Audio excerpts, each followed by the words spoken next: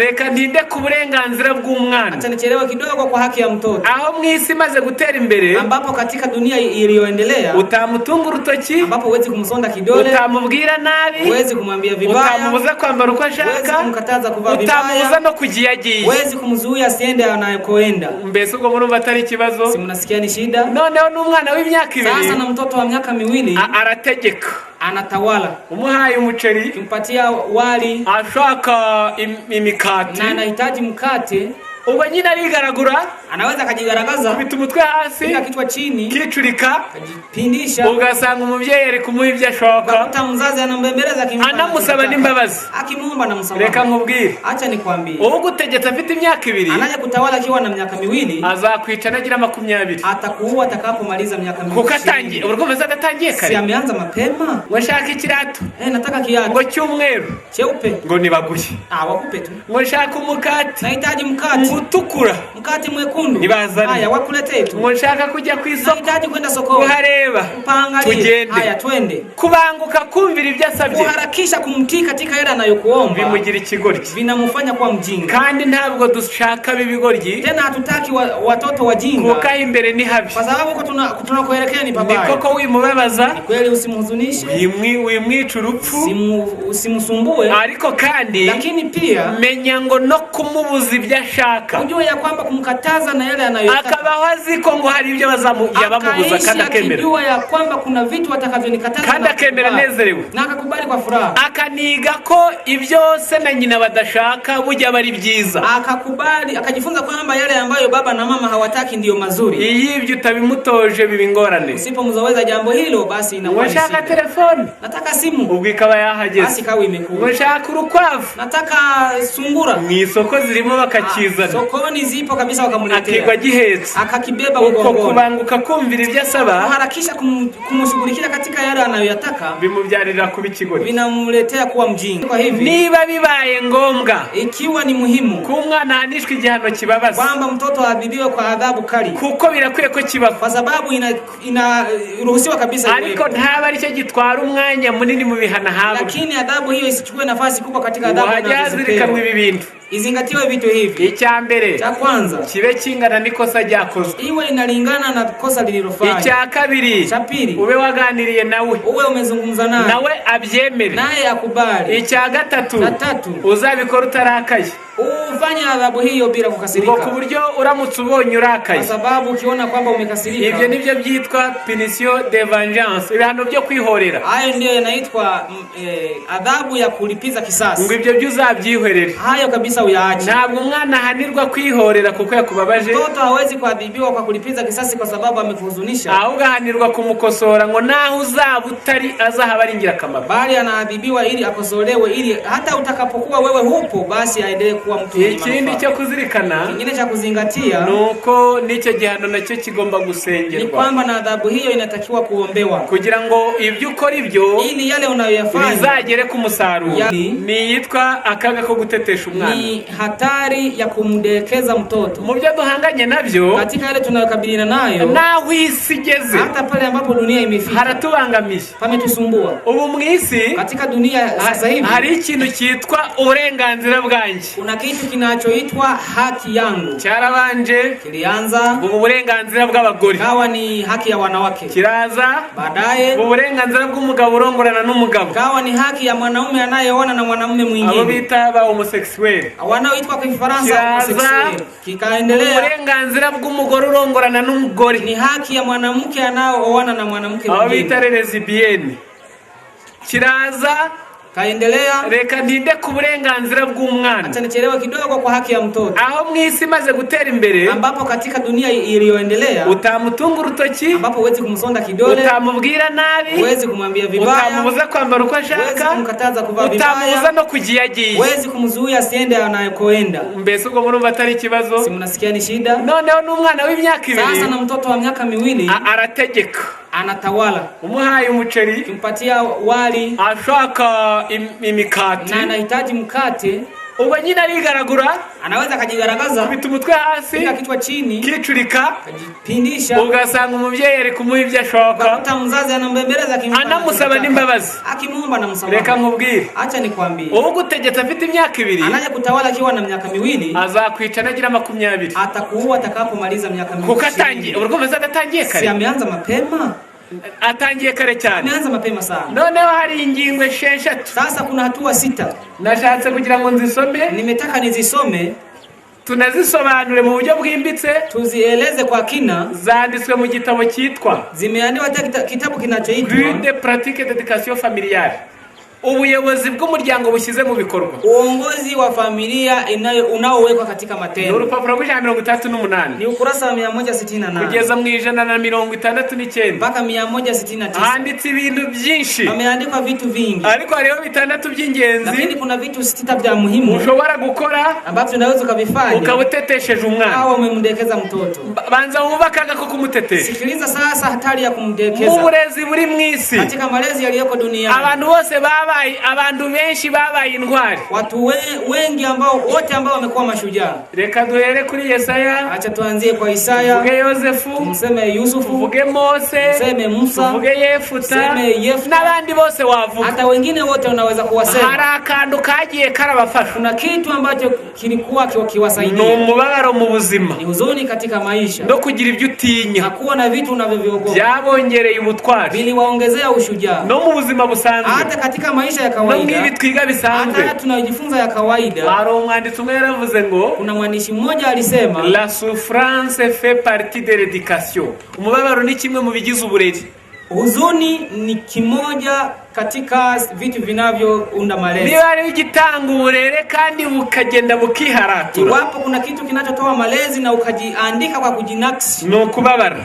ni kuhuzunika. Na Daudi yaravuze ngo ntarababazwa narayobaga. Daudi alisema kwamba nilipokuwa sijahuzunishwa nilikuwa nakosea. Umubabaro ujifasha, huzuni huwaga inasaidia. Noneho ngaho mwumva intambwe ya mbere yo gutetesha umwana. Sasa msikia hatua ya kwanza ya kumdekeza mtoto, Louis Donné d'Escrery, kumuha za sukari, kumupatia sukari, ibiryoherera, vitu vitamu vitamu. Muri icyo gitabo, hata kitabu hicho, hejuru y'izindi ndwara musanzwe muzi bitera, juu ya magonjwa mengine ambayo mnayajua yanayosababishwa na vitu hivi, hiyongereho ko bimara apeti, imeongezeka kwamba inaondoa hamu, bimaripfa, inaondoa hamu. Noneho ryashira hamu ya chakula, na hamu ikiisha, kurya kukaba guki, kula kunakuwa kuchache, umuntu akaba umunebwe wo kurya, mtu anakuwa mdhaifu wa kula. Igikurikira kuri uwo, kinachofuata kwa mtu huyo, arateta, anadeka, akigira maniha, anajidekeza kabisa. Nuko ubwo kubingira akamaro, huwa mtu mwenye manufaa kaba kuvuyeho, unaishia hapo. Icya kabiri, cha pili, ngo nugukabya kumurindana ubwitonzi, ni kupitiliza katika kumulinda kwa uangalifu. Utuntu 3, vitu 3. Akambere, akwanza ngo nubushyuhe, ni joto. Akakabiri nubukonje, ni baridi. Akagatatu ni imvura. La 3 ni ndetse ariho na kakane n'urusaku. Tena la 4 ni fujo. Ngo gukabya kumurindana ubwitonzi utwo tuntu, kupitiliza kwa kumulinda kwa umakini juu ya vitu hivyo. Ubwo umunyeze kuzaba umusirikare, basi unamnyang'anya kuwa mwanajeshi. Kandi muri uru rugendo rw'ubukristo, tena katika safari hii ya Ukristo, cyetu utagira amaso, sipokuwa asiye na macho, ariko aho tugiyeho ni habi, lakini huko tunakokwenda ni pabaya. Bisaba umuntu watojwe kuva kiri mutoya, vinahitaji mtu aliyezoezwa kingali bado mdogo. Ngaho rero noneho sasa umwana aravuka, watu wanazaliwa, no mu birere bishyushye, hata katika nchi za joto, hata Dar es Salaam, njabona bamushyize mu kintu wagira ngo ni ishakoshi. Huwa naona wamemweka kwenye kitu mfano wa benki, bagashyiramo ibinene pa, wakaweka vitu vinavyonesanesa, wakashingilia bakongera bakamuseseka, wakamchovya kabisa, nuko ukagira ngo na sinzi, kiasi kwamba ukafikiri sijui ni kitu gani. Ibyo ngo nabyo bituma umwana akura byiyumvamo agateta. Hayo nayo yanasababisha mtoto akue kwa namna ya kudeka sana. Ubwo bitabujije na nyina watese, na tusisahau na mama yake aliyedeka, na waba afite icyo yakoze, na yeye huwa na jambo fulani alilofanya. Noneho icyo nacyo si cyiza. Sasa hicho nacho sio kitu kizuri. Icya gatatu, cha 3, exaucer promptement se veut, kumvira vuba, kubanguka kumvira ibyo ashaka. kuwahi kumuelewa katika yale anayoyasema. Afite ibirato bibiri. Ana viatu viwili. Washaka ikirato. Nataka kiatu. Ngo cyumweru. Cheupe. Ngo nibaguhe. Wakupe tu. Washaka umukati. Nahitaji mkati. Utukura. Mkati mwekundu. Nibazane. Haya wakuletee tu. Washaka kujya ku isoko. Nahitaji kwenda sokoni. Kuhareba. Kupangalia. Tugende. Haya twende. Kubanguka kumvira ibyo asabye. Kuharakisha kumtii katika yale anayokuomba. Bimugira ikigoryi. Vinamufanya kuwa mjinga. Kandi ntabwo dushaka bibigoryi. Tena hatutaki watoto wajinga. Kuka imbere ni habi. Kwa sababu tunakoelekea ni pabaya. Ni koko wimubabaza. Kweli usimhuzunishe. Wimwica urupfu. Usimsumbue. Ariko kandi lakini pia menya ngo no kumubuza ibyo ashaka. Ujue ya kwamba kumkataza na yale anayotaka. Akabaho aziko ngo hari ibyo bamubuza kandi akemera. Akijua ya kwamba kuna vitu watakavyonikataza kandi akemera nezerewe. Na akakubali kwa furaha. Akaniga ko ibyo se na nyina badashaka bujya bari byiza. Akakubali, akajifunza kwamba yale ambayo baba na mama hawataki ndiyo mazuri. Ibyo utabimutoje bibingorane. Usipomzoweza jambo hilo basi inakuwa shida. Unashaka telefone? Nataka simu. Ubwo ikaba yahageze. Basi kawe imekuwa. Unashaka urukwavu? Nataka sungura. Mwisoko zirimo bakakizana. Sokoni zipo kabisa wakamuletea. Akigwa gihetse. Akakibeba mgongoni. Uko kubanguka kumvira ibyo asaba. Kuharakisha kumshughulikia katika yale anayoyataka. Bimubyarira kuba ikigori. Binamletea kuwa mjinga. Éviter d'infliger les punitions prononcées. Icyakane. Cyane. Kwibuza kumuhana ibihano wari wavuze. Kujizuia kumwadhibu adhabu uliyokuwa umempangia. Munama zigirwa itorero katika kitabu cha maonyo juu ya kanisa. Muzayisomere. Wenyewe mtasoma. Ni iby'ukuri. Ni kweli. Ntabwo ari ngombwa ko abana bacu tubatwaza igitugu. Watoto wetu tusiwatawale kwa kuwakandamiza. Oya ntabwo ari byiza. Sio vizuri. Nabamenyereye kumvira ko gahato. Hata wale waliotii ule utiifu wa kushurutishwa kunakotoka. Washaje ukiwa mzee ajya mu gihugu cyitwa ubwigenge. Anaingia katika nchi ya uhuru. Utamutegetse usipo mtawala akenge ntigakora ngo yikoreshe. Akili yake haiwezi kufanya kazi. Ariko kandi lakini pia birakwiye ko nibihano bibabaza bitabura mu burere bw'umwana. Inahitajika kwamba adhabu ambazo sio za kuchukiza zifanyike kwa watoto. Ikosa rya mbere rikorwa n'abavyeyi. Kosa la kwanza linalofanywa na wazazi. Ni ryanditswe mu nama zigirwa itorero. Ni kosa linaloandikwa kwenye kitabu cha maonyo juu ya kanisa. Wa kabiri. Gombo la pili. Urupapuro rw'39. Kurasa wa 139. Ahanditswe ngo. Pameandikwa hivi. Ubutegetsi bw'urugo. Utawala wa familia. Budashikamye. Ambao sio madhubuti. Burababaza. Na uzunisha. Ni bubi. Ni mbaya. Ibyaba byiza ni nkaho butakabaye. Kizuri sana ambacho kilikuwa kizuri utawala huo usingekuwa. Nubuhe se? Ni upi sasa? Nukubwira umwana ngo ntuje kubarabara. Ni kumwambia mtoto kwamba usiende barabara. Akajayo. Yeye akaenda. Kandi ntabihanirwa. Na asiadhibiwe juu ya jambo hilo. Nukubwira umwana ngo ni kumwambia mtoto sigarana n'undi mutoyi. Baki na mtoto mwingine usitoke hapa. Akahava. Akapatoka kandi ntabihanirwa. Na asiadhibiwe juu ya jambo hilo. Nukubwira umwana ngo mwambia mtoto kwamba ndagukubita. Nitakupiga. Ntumukubite. Na usimpige. Uri umubeshi. Wewe ni muongo. Uranamuhemukisha. Na hujamtendea haki. Nayo mpamvu. Ndio sababu ibyo uvuze yale unayoyasema na uje ubivuga watekereje. Na uyaseme uko umefikiria. Ndagukubita. Nitakupiga. Ndagukubita. Nitakupiga. Hari abavyeyi bamwe. Kuna wazazi wengine cyane abagore hasa akina mama byabaye akaririmba. Vimekuwa ni kama kawaida. Akakaririmba nk'isaha yose kama saa nzima. Mwana ntakubitwe. Mtoto asipige. Akaba hakuzi kuri umubeshi. Aishi akijua wewe ni muongo. Akaba zikuri umunyantege mu myanzo. Kwa anajua kwamba wewe ni mdhaifu katika uamuzi. Akaba ziko ntacyo wamutwara. Kwa kwamba wewe huwezi kumsumbua. Ibyo akabikurana kakuwa ukaba umuhindura ikigori. Kwa umemgeuza kwa mjinga. Yiri kwingingo. Nikili katika hatua hii. Reka ya masomo adufasha. Acha mafungu haya yatusaidie. Irya mbere. Fungu la kwanza ni Imigani. Kitabu cha Mithali. Ni Imigani 29. Mithali sura ya 29. Umurongo wa 15. Mstari wa 15. Umunyafu no gucyaha byigisha ubwenge ariko umwana bandaritse akoza nyina isoni. Tuyasoma ya masomo. Haya mafungu tuyasome. Fungu sura ya 29. Umurongo wa 15. Fungu la 15 panasema, fimbo na maonyo hutia hekima, bali mwana aliyeachiliwa humwaibisha mamaye. Imigani 23.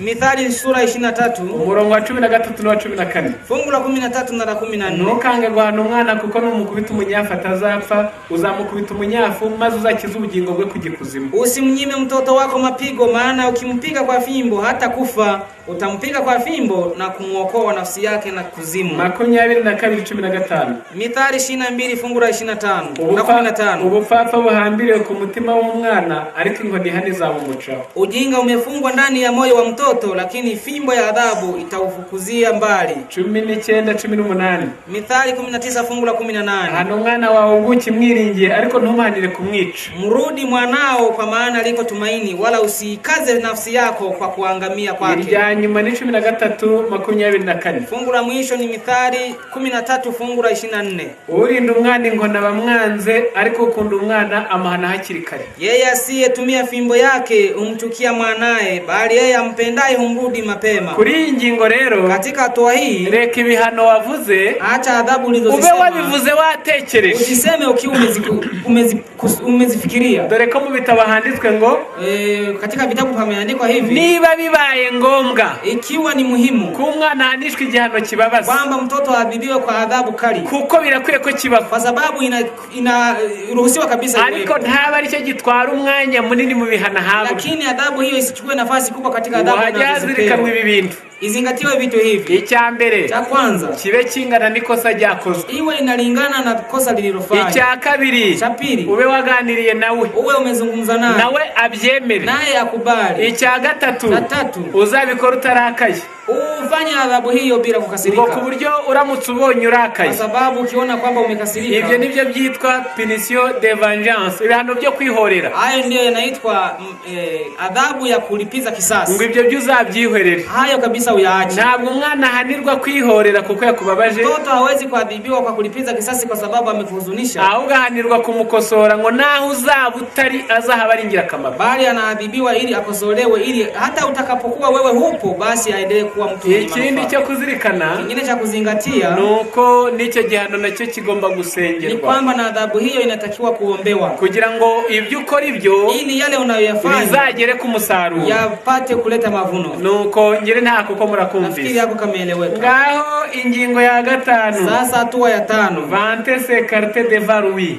Iyo uvuga ibyiza by'umwana kumva umuhinduye ikigoryi. Unaposema mambo ya mema ya mtoto akiwa anakusikia, basi unamgeuza kwa mjinga. Reka nambabwire ko ntabwo bimuhindura ikigoryi gusa. Acha niwaambieni kwamba havimgeuzi mjinga tu, ahubwo n'abajya bogeza ibyiza by'umwana, bali na wale wanaosifia matendo mema ya mtoto, nubwo yaba tumva n'abandi bumva, japo yeye akiwa hasikii, lakini indwara nyinshi, vinaleta magonjwa mengi, ariko ku bandi bibabyarira ishyari, lakini wengine vinawazalia wivu, bikababyarira urwango, nawazalia chuki. Ibyo muzabisoma mu Itangiriro 37. Hayo mtasoma katika kitabu cha Mwanzo sura 37. Aho Yakobo yakunze Yosefu kumurutisha abandi, ambapo Yakobo alimpenda Yusufu kuliko wengine, bibyara urwango, vikawazalia chuki, baranamugurisha, wakamuuza. Nubwo Imana yabyivanzemo bikabyara ibyiza, hapo Mungu aliingilia kati vikazaa mema, ariko ntabwo byemewe, lakini habiruhusiwi ko ibyiza by'umwana bivugwa yumva, kwamba mema ya mtoto yasemwe yeye akiwa ndetse mu bitabo dusoma, tena katika vitabu tunavyovisoma by'uburezi bwa gikristo, ya malezi ya Kikristo, ngo nta nubwo byari baravuze ngo kwa keremirasho necessaire, ngo nubwo gushima no gushyushya ari ingenzi, ijapo kusifu na kupamba ni vizuri, ngo ariko ntabwo byari bikwiye kubibi byutisha ari mu bandi, lakini isingekuwa vizuri vikafanyika kwa namna ya kuibua chuki kati ya ngo byakabaye byiza n'abarezi bacu mu ishuri, ingekuwa na walezi wetu shuleni ngo badatanze imyanya, wasitoe nafasi, badatanze imyanya ira ya mbere n'iya kabiri, yani wasitoe vyeo vile vya kwanza na vya pili. Anga bavuga ngo wa mbere enda ni Claude, pale wanaposema ambaye amekuwa ni wa kwanza ni Claude, bravo ubwo bakamukomera mu mashyi, bakampigia makofi, ngo bibyara urwango n'ishyari no kurwana mu bandi, binawaibulia chuki na wivu ya kupigana. Kandi ababizi mu ishuri bo barabizi, tena wanaojua shuleni wanafahamu. Ababaga ba mbere mwatahaga mwiruka imijugujugu ibari hejuru, wale waliokuwa wa kwanza mlikuwa mkikimbia wakiwarushia fimbo, wabaga warikondewe na mwarimu, na hiyo shida ilikuwa imesababishwa ngo byakabaye byiza, ingekuwa vizuri ngo umwana wese ufite ibyiza shimirwa, kila mtoto aliye na mema na yasifiwa, ngo kugira ngo bimutere kumva yishyize hejuru, badala ya kumsababishia kujiinua, ngo ahubwo uzamwongerera inshingano nyinshi, bali umuongezee wajibu mwingi, ngo maze abone ko bugi ibyo arusha abandi bimubyarira inshingano, bali aone kwamba yale anayowazidi wengine vinamzalia wajibu. Ubwo avoma vuba, anavyochota haraka akuzuza ibijerekani nka 4, anajaza madumu kama 4, aho kuvuga ngo uyu mwana niwe mfite, badala ya kusema kwamba huyu ndiye mtoto wangu kabisa, lakini kile ibyo bireke, ayo yaache kabisa, ahubwo mubwire ngo mwana wanjye, bali mwambie kwa ubwo ari uvoma vuba, kwa vile wewe unachota uravoma 4, utachota madumu 4, uyu yatinda naye ambaye anachelewa ndamuha kimwe, utampatia kimoja.